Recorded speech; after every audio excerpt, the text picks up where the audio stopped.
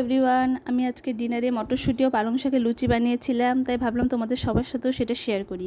তাই প্রথমে পালং শাকগুলোকে খুব ভালো করে ধুয়ে জল ছড়িয়ে নিতে হবে, আর মটরশুঁটিগুলোকেও একটু ভাপিয়ে নিতে হবে। তারপর পালং শাকগুলোকে খুব ভালো করে ব্লেন্ড করে নিতে হবে, আর ব্লেন্ড করার সময় কিন্তু জল দিও না, নাহলে পরে অসুবিধা হবে।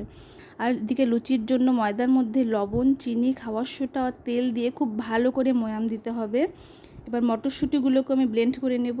এবার মটরশুঁটি ও পালং শাকের মিশ্রণটা ময়দার মধ্যে দিয়ে খুব ভালো করে মেখে নিতে হবে।